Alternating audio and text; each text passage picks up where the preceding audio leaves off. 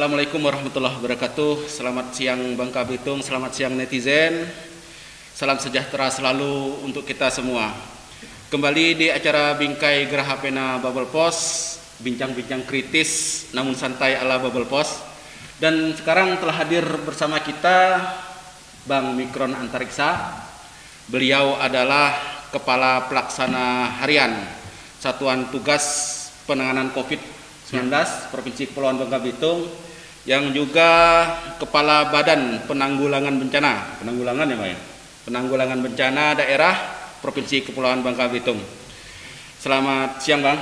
Siang. Terima kasih telah hadir kesekian kalinya di Geraha Pena Bangka ini. Salam tangguh selalu. Salam tangguh selalu. Bang Mikron, sekarang ini tampaknya hujan mulai akan sering menemani hari-hari kita sampai beberapa bulan ke depan. Nah, terkait dengan itu kan biasanya kita ada kecemasan terutama di Bangka Belitung ini dengan potensi rawan bencana, terutama bencana banjir.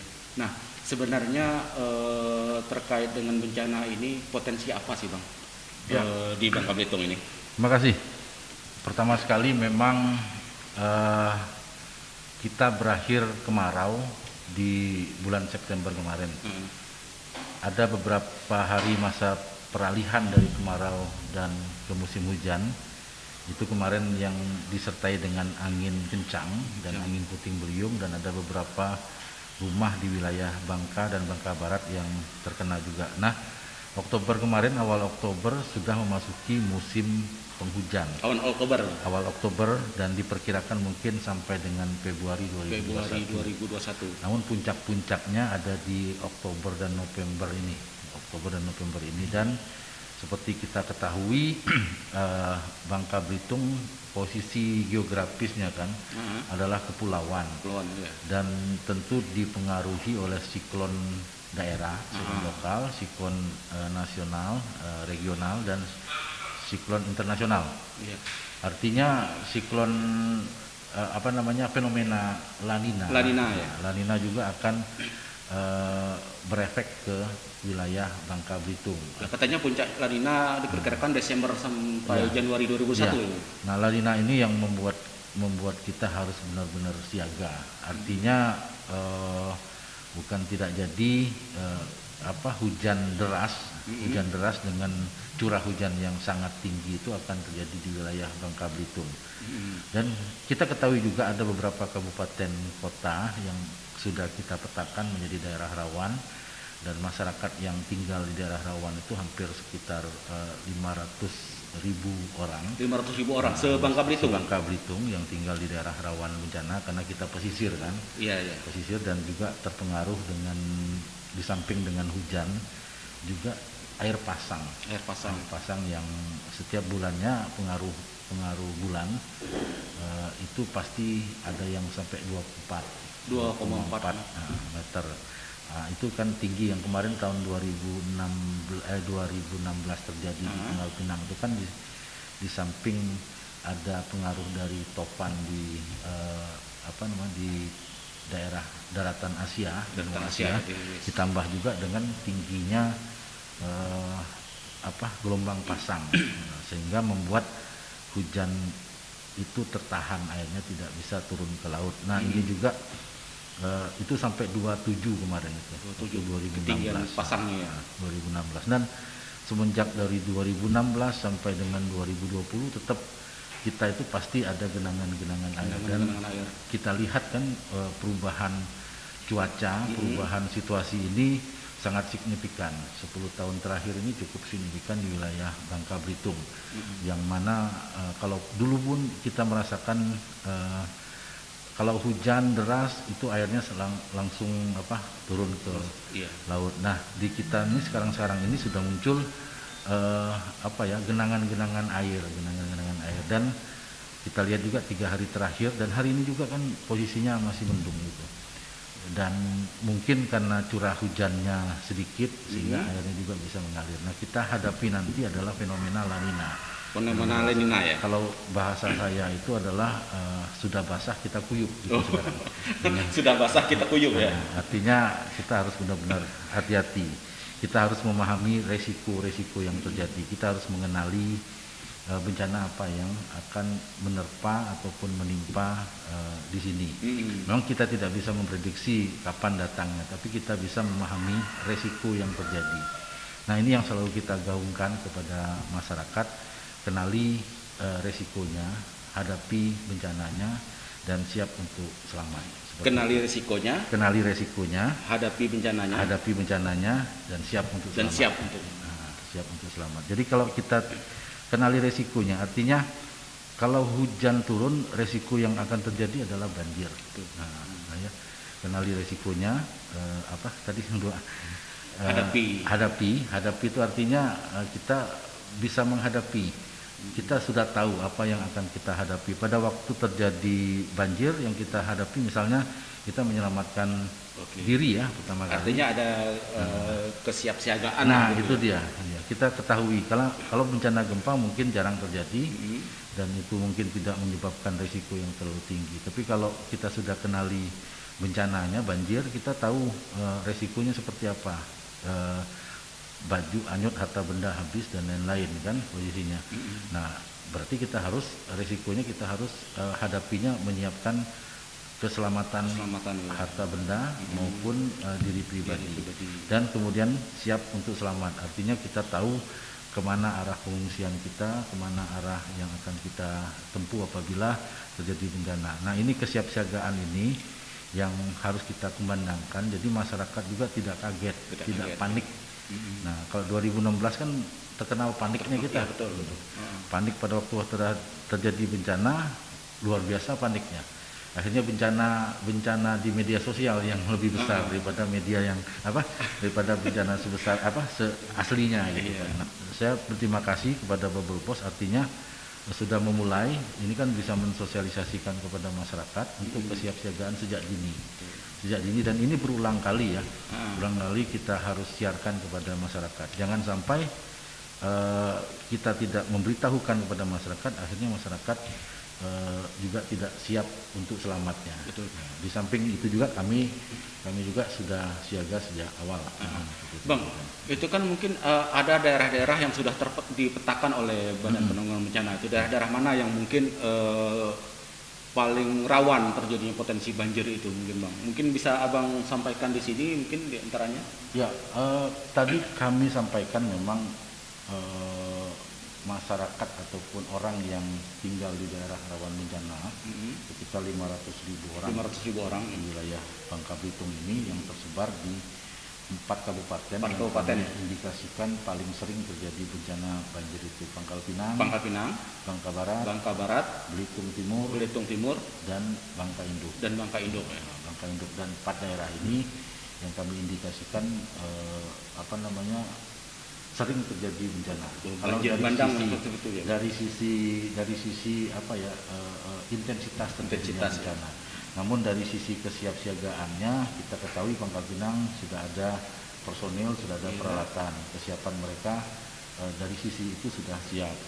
Belitung Timur juga sudah ada personil, sudah ada lembaganya, sama Pangkal Pinang juga ada lembaganya. Dan juga ada peralatan perlengkapan dan dukungan komitmen pemerintah untuk menghadapi ini. Begitu juga dengan Kabupaten Bangka. BPBD-nya baru terbentuk tapi sudah action sampai kemana-mana dan luas kan. Kalau Kabupaten Bangka itu ada 8 atau 7 kecamatan. Bang, ini kan kondisi ke depan ini kan ya mudah-mudahan tidak terjadi ya bencana di kita, termasuk bencana banjir. Kalau misalnya air genangan kita di beberapa titik kita aja memang hujan sebentar aja sudah ada beberapa titik yang tergenang air. Nah, ini kan kondisinya akan sangat berbeda dengan tahun-tahun sebelumnya, Bang. Bahwa di kita ini saat ini sedang terjadi pandemi wabah COVID-19 itu. Nah, tentu penanganannya akan sangat berbeda dengan penanganan banjir atau musibah pada umumnya itu gimana itu Bang? Iya, ini menjadi suatu tantangan ya, bisa jadi suatu masalah ya, dan bisa jadi klaster terbaru ntar. Pada waktu terjadi bencana protokol kesehatan juga harus dilaksanakan. Kita menghadapi dua jenis bencana, satu bencana alam dan satu bencana non alam. Namun semua harus kita laksanakan. Artinya bagaimana penerapan penanggulangan bencana berbasis protokol kesehatan COVID. Kita terutama adalah menyiapkan di pengungsiannya. Menyiapkan di pengungsiannya ya. Artinya pengungsiannya harus benar-benar sesuai dengan protokol kesehatan COVID. Kalau seandainya nanti tidak sesuai, bisa jadi kan dalam suatu tenda akan terpapar seluruhnya. Artinya itu tentu peralatan dan perlengkapan pun akan lebih banyak disiapkan gitu. Ya, peralatan, perlengkapan dan juga yang paling penting kesadaran diri masyarakat terhadap COVID-19 ini.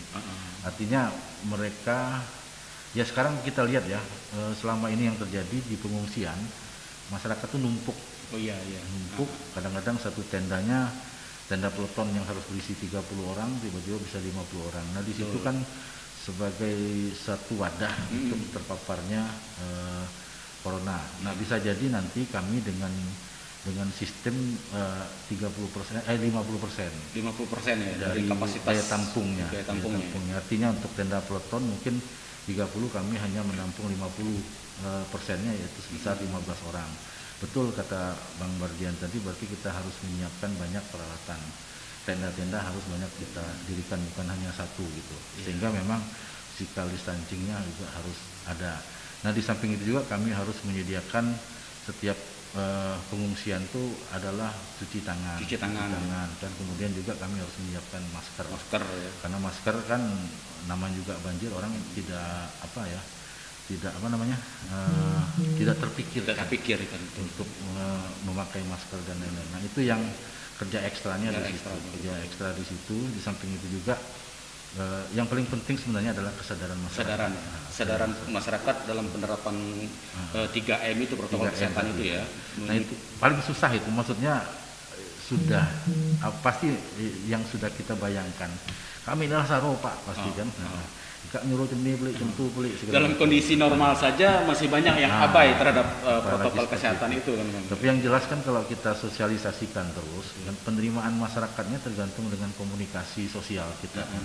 Bagaimana komunikasi publik kita. Nah, kita coba sebenarnya kan satu hal yang paling indah itu kan adalah irama dari media, irama dari pemerintah, irama dari masyarakat tuh seiring.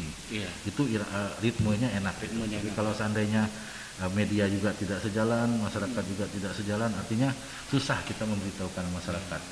Dan psikologis dari kebencanaan ini pasti terjadi, Bung Mardian. Psikologisnya yang pertama, terjadi bencana itu kita tidak bisa berbuat apa-apa. Kita pasrah, itu psikologi kita. Panik gitu kan. Nah, dan yang kedua, kita menyalahkan pemerintah, kurang ini, kurang itu, dan segala macam. Itu psikologisnya tuh. Dalam kita lihat dari sisi pandemi COVID ini aja kan, yang pertama adalah panik. Pada waktu panik, seluruh barang, seluruh alat-alat kesehatan semua diborong, semua segala macam. Kemudian ya panik lah, akhirnya harga-harga barang tersebut tinggi. Masuk masker juga tinggi, susah. Yang termogan yang aslinya 400-an ribu bisa menjadi 2 jutaan kemarin kan, yang maskernya. Nah, panik. Begitu juga nanti dengan bencana alam, pasti kepanikan yang akan muncul. Psikologis kedua, tahapan kedua, pasti dia menyalahkan, sudah mulai. Pemerintah kurang inilah, itu segala macam lah, ataupun karena mau menyalahkan Tuhan, mungkin Tuhan terlalu jauh kan, terlalu jauh. Akhirnya menyalahkan pemerintah. Yang paling dekat depan mata. Paling dekat depan mata, menyalahkan pemerintah. Nah, ketiga muncullah yang namanya pendapat-pendapat. Pendapat-pendapat sebelum itu pasti media masuk kemudian. Media masuk dalam arti kata ada 2 orang yang mungkin tidak mendapat bantuan, tapi dibilangnya adalah yang Kadang kita lihat di berita kan, ini belum dapat bantuan, padahal kan yang lainnya sudah dapat seperti itu. Nah, muncul hal-hal seperti itu yang mengakibatkan juga kita jadi kalang kabut gitu. Nah, tahapan ketiganya seperti itu. Tanggal keempatnya baru ahli-ahli bicara. Ahli bicara ini kurang inilah, itu kurang itulah. Tahapan kelima sudah mulai masyarakat bisa menerima. Seperti sekarang psikologis itu tetap ada. Sehingga memang permainan psikologis ataupun bahasa ataupun kata yang digunakan sekarang itu sering berubah, itu kan dalam rangka untuk menginformasikan masyarakat lebih apa ya, lebih menerima. Dulu dengan new normal kan, orang tahunya normal, akhirnya dirubah. Psikologisnya adalah adaptasi kebiasaan baru. Nah, hal-hal itu memang untuk bermain psikologis agar masyarakat lebih bisa menerima tentang kehidupan pandemik corona ini. Nah, psikologis ini yang kita terus pelajari, dan psikologis ini yang kami di setiap tahapan kami berusaha untuk bisa menjawabnya. Bang, dari pemerintah sendiri apa yang sudah dipersiapkan untuk menghadapi potensi bencana ini? Terutama kalau kita kan memang bencana banjir yang banyak itu ya. Ya, kalau berbicara penataan air ya, penataan air di wilayah Bangka Belitung ini, kadang-kadang kan kita bisa merubah alur air gara-gara TI. Iya. Nah, benar kan? Iya. Ya, pada suatu sungai yang alurnya sebenarnya adalah itu, tapi karena ada TI di situ dialihkan ke lain. Nah, kan akibatnya seperti itu ya. Beloknya ke rumah masyarakat atau ke pemukiman warga ya biasanya. Nah, itu artinya kita bermula dari tata kelola dulu sebenarnya, tata kelola air. Kalau kawan-kawan NEI, kalau menambang, setelah tambang airnya dikembalikanlah kepada jalurnya, itu yang pertama. Yang kedua adalah di sisi pemerintahan, bagaimana pembangunan infrastruktur terhadap air ini kan. Kita ketahui Pangkal Pinang cukup signifikan di dalam pengelolaan airnya. Kita lihat kolong Kacang Pedang, Pedang sekarang kan, itu untuk menghadapi ini, dan sudah nampak keseriusannya. Terus Teluk Bayu kan ditata secara benar, kemudian kolong KC juga katanya akan dibuat kolong resistensi kembali. Nah, artinya itu sebagai salah satu upaya kita untuk di sisi pencegahannya. Di Belitung Timur juga sudah ada kegiatannya pendalaman kolong ya, kedalaman sungai untuk air itu tidak meluber, karena posisinya kan kalau dia meluber itu akan berbahaya. Dan kami pikir Pangkal Pinang dengan salah satu programnya untuk penampungan, jadi ada beberapa penampungan yang kami lihat sudah mulai efektif. Insya Allah mungkin aman-aman saja, tapi kita yang waspada itu apabila bertemunya air hujan dengan curah yang tinggi dengan pasang yang tetap mengenangi. Kami takutnya mungkin penampung resistensinya kolong Kacang Pedang dan lain itu udah penuh. Kita harapkan di samping itu juga Pangkal Pinang ada daerah yang di bawah permukaan air, dan tingkat kejenuhan tanah itu kan untuk menyerap air itu agak susah karena sudah berganti fungsi. Nah, dan dari sisi pengelolaan air, yang kedua dari sisi kesiapsiagaan sarana prasarana, kesulitan kita adalah dengan terbitnya ataupun di setiap daerah sudah ada BPPD, itu adalah menandakan keseriusannya. Kita harus ada organisasinya kan, untuk mengelola sesuatu, di planning organisasi, dan organisasi di seluruh kabupaten kota sudah terbentuk dan sudah terisi petugas-petugas yang mumpuni lah ya. Ada petugasnya gitu, ada petugas yang di-hire untuk mengelola bencana. Kalau dulu kan hanya relawan, misalnya dari Tagana, ada petugas yang di-hire, artinya sudah ada tanggung jawab dari daerah untuk mengatasi masalah kebencanaan. Kaitan dengan relawan tadi, kemarin ya Bang, ada itu maksudnya untuk apa itu? Ya, kemarin tuh memang kita mendapat penghargaan adalah keseriusan kita, ketangguhan daerah dalam menghadapi bencana. Bubble punya gawe. Bubble punya gawe. Artinya kita menyiapkan, salah satu komponen yang paling signifikan adalah relawan yang kita siapkan. Relawan yang kita siapkan ini sebenarnya bagaimana komunikasi publis kita, bagaimana komunikasi sosial kita, sehingga banyak relawan yang tergabung baik di Simpul Bubble maupun Bubble Peduli, itu sudah mulai dapat bergerak dan seirama dalam penanggulangan bencana. Dan alhamdulillah Bubble Peduli itu sampai 1.500 anggota, Simpul Bubble itu sampai 500-an orang. Itu dari mana ininya anggota? Bubble Peduli itu dari beberapa komunitas yang kita gabung menjadi satu wadah namanya Bubble Peduli, dan komunitas tersebut sangat efektif dan efisien gitu kan. Kalau kita minta untuk berjalan, untuk melakukan, mereka dengan sigap juga untuk melakukan. Karena kadang-kadang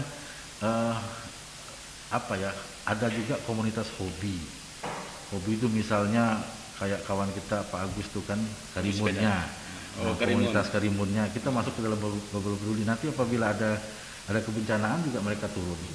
Dan untuk penggalangan dana juga untuk membantu masyarakat itu juga lebih mudah dengan adanya komunitas ini. Nah, pemerintah pusat melihatnya dari sisi situ, bagaimana kita berkomitmen dan bersemangat untuk menggerakkan seluruh unsur yang ada di masyarakat Bangka Belitung dalam menanggulangi bencana.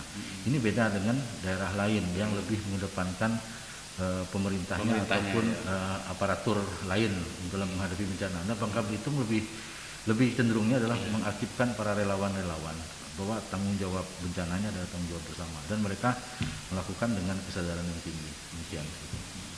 Bang, terkait lagi satu masalah potensi kerawanan ini, salah satu yang akan menjadi masalah nanti adalah ketersediaan bahan pokok. Kita ini kan daerah kepulauan, apalagi kan di musim-musim ini transportasi akan menjadi masalah, apalagi di kita ada La Nina, kemudian badai, musim hujan seperti itu, gelombang tinggi. Nah, itu antisipasinya apakah sudah dilakukan atau bagaimana, Bang? Ya, tetap.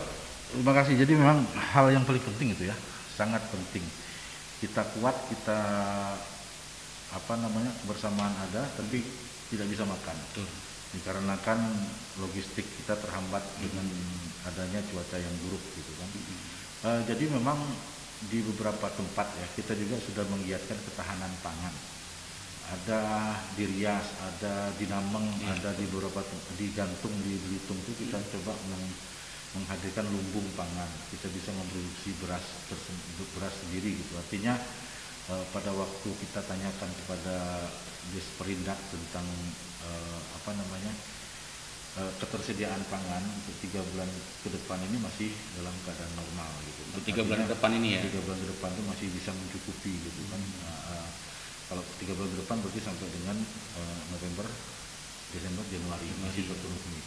Nah, namun itu juga akan kita terus evaluasi dan kita minta data tentang persiapan 9 bahan pokok tadi.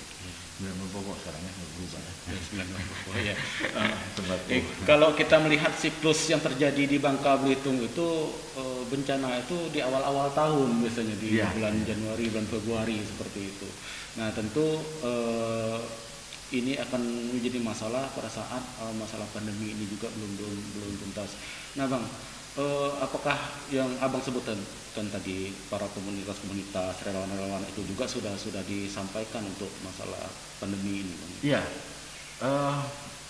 kita lihat dan saya rasakan sendiri kan di Bangka ini beberapa komunitas sudah melakukan posting kan, walaupun hit and run. Artinya hit and run itu kan karena sudah 8 bulan loh kalau kita hitung dari Maret sampai sekarang. Artinya mereka juga kalau hanya melaksanakan sosialisasi mungkin mereka mau makan apa. Betul. Jadi mereka sudah melakukan posting kemarin di beberapa pasar, sudah mensosialisasikan juga. Begitu juga dengan Simpul Bubble yang ada di Bangka juga sudah mulai melakukan Laskar Skaban. Laskar Skaban ya di Bangka ya. Di Bangka, dan kawan-kawan dari komunitas pemuda Pancasila itu semua sudah bergerak maju. Kita lihat bahu membahu gitu. Bahu membahu itu arti kata ego sektoralnya pada waktu menghadapi kebencanaan kita lemahkan. Kita lebih mengutamakan ego masyarakat. Artinya masyarakat yang perlu gitu loh. Bukan kita yang perlu tanggung, tapi masyarakat yang perlu penanganan.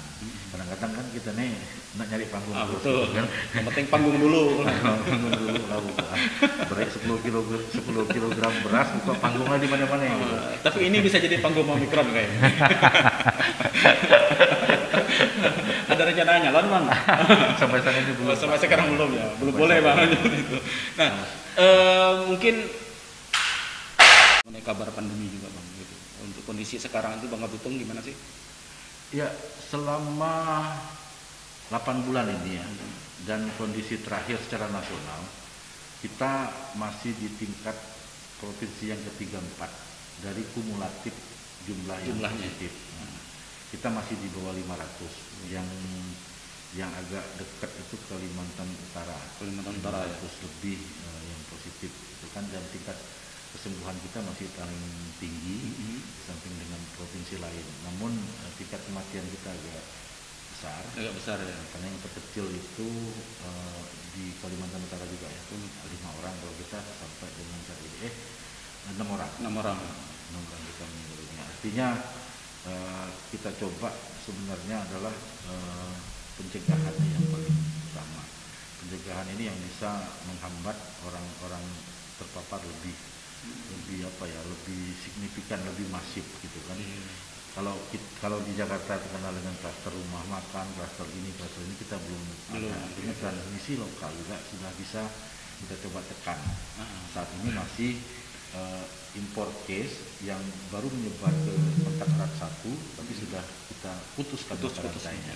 Artinya dia menyebar kepada keluarga, sudah kita putuskan menyebarkan kepada lingkungan sekitarnya. Dan memang cukup signifikan yang sekarang ini yang meningkat tajam itu adalah Bangka Tengah ya. Selama bulan Oktober saja sudah ada 43 kasus gitu. 43 kasus. Sehingga jumlah Oktober masih berapa belas hari lagi ya Bang? Hari. Artinya itu cukup signifikan. Tapi itu bukan berarti kesadaran masyarakat kurang, tapi memang petugasnya yang melakukan tracking dan tracing gesit untuk memutus mata rantai. Nah, kita harapkan dari situ sudah putus gitu. Jadi sebenarnya lonjakan sekali, kemudian kita treatment sembuh.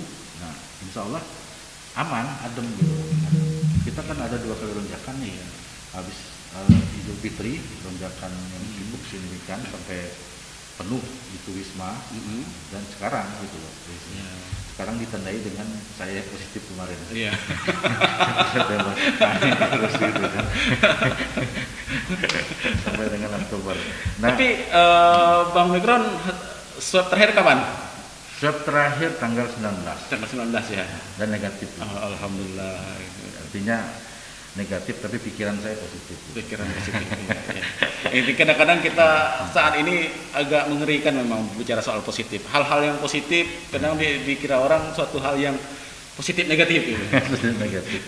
Ya sebenarnya kan kalau kita berbicara masalah kumulatif berapa jumlah itu kan hanya masalah angka, hanya masalah hitung-hitungan. Yang perlu diperhitungkan itu sebenarnya bukan hitung-hitungan, itu adalah bagaimana kesadaran masyarakatnya. Kesadaran masyarakat 3M itu adalah hal yang paling apa utama. Itu Bang? 3M itu memakai masker, mencuci tangan dan menjaga jarak. Hal itu yang paling penting ya untuk pencegahan. Karena posisinya walaupun nanti ditemukan vaksin ataupun sudah beredar November ini vaksin ke wilayah Republik Indonesia, tapi vaksin itu bukan juga jaminan kita untuk tidak terkena corona. Vaksin tersebut adalah mencegah untuk kita sakit gitu kan. Sakitnya tetap juga kita OTG gitu kan, tapi dia meningkatkan imun. Tetap hal yang utama adalah pencegahan dengan 3M tadi. Jadi vaksin bukan jawaban finish dari kegiatan ini, tapi setidaknya sudah memberikan mental. Nah, yang paling utama itu mental. Pada waktu kita takut menghadapi corona ini, kena memang Pak. Kita horor terhadap corona, kena memang. Ini mental kita yang sudah siap dan sudah bisa berdampingan dengan corona, ya, itu yang paling utama. Dan sekarang seperti kata Pak Gubernur kemarin, kita harus gas rem. Pada waktu memang melonjak kita rem secara perlahan-lahan. Jadi pada waktu kita pencegahannya baik, kita berikan kelonggaran. Iya. Gasnya tapi juga jangan gas full gitu kan. Jadi itu tetap berimbang itu antara perekonomian dengan kesehatan. Karena jangan sampai pula kita nanti ada kematian akibat kelaparan, karena kita tidak bisa menjaga keselamatan warganya. Artinya karena kita terlalu sibuk ngurus kesehatan, kita terabaikan. Akhirnya kita tuh mati bukan karena corona, tapi mati karena kelaparan. Nah, ya. Jadi itu perkembangan corona saat ini. Oke. Bang, ya mungkin kaitannya dengan masalah angka tadi, ya kalau memang kita tidak mau ada kasus di kita ya jangan ada tes usap, misalnya kata orang kan seperti itu. Jadi dengan tidak ada atau sedikitnya tes usap, otomatis dengan sedikit juga kasusnya ada kita. Kalau kita berbicara angka, tapi kan bukan itu yang kita cari. Baik Bang, mungkin ada sedikit himbauan abang lah kepada masyarakat terkait dengan potensi bencana ini di tengah pandemi pandemi COVID-19 ini yang di Bangka Belitung ini. Silakan. Ya, jadi bencana jangan sampai masyarakat itu bencananya double, Pak.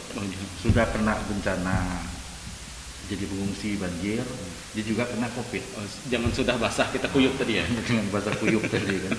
Jangan pula nanti setelah dia mengungsi akhirnya masuk karantina. Betul.